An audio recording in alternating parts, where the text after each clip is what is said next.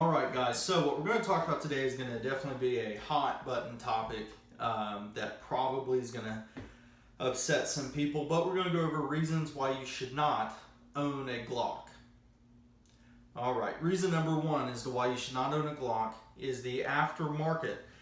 There's just too much of an aftermarket out there for a Glock.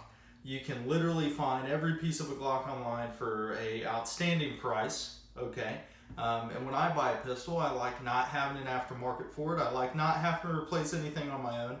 And I like being able to trust the manufacturer's warranty on it, so I can just send my gun back to them, wait weeks, months for them to fix it, and they can send it back to me all the while I'm defenseless at home. That's what I like best. So reason number one is to not own a Glock is the aftermarket. Reason number two to not own a Glock, the simplicity of it. They're just too simple. I want something that is much harder to understand, something that's much harder to use, right? That would make the most sense to me as something that I want to bet my life on.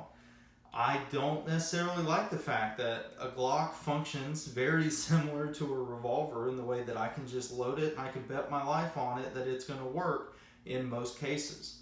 Especially, if you properly clean it, properly maintain it. I've yet to find a Glock that doesn't just work, okay?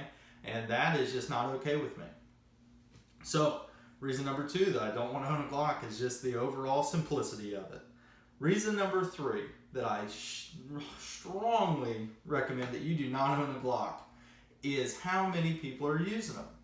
If you look at all these law enforcement individuals, all these militaries, all these individual carriers that are using a Glock, something must be wrong with them.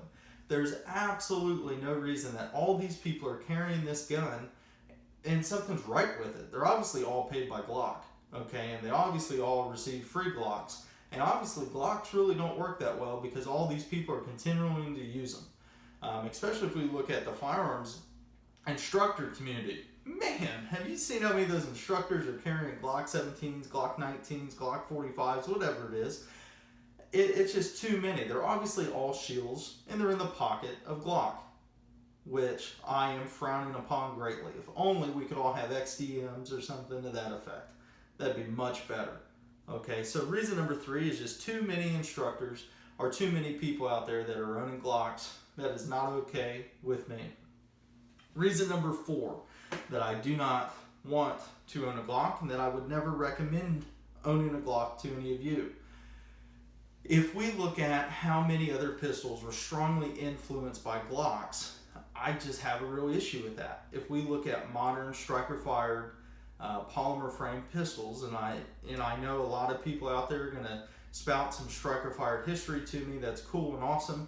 If we look at the modern day ones, they're heavily influenced by Glock, especially a bunch of them that will fit into Glock holsters, which are made by brand. But if we look at a large majority of these pistols that are influenced by Glocks, they're so much better than a Glock.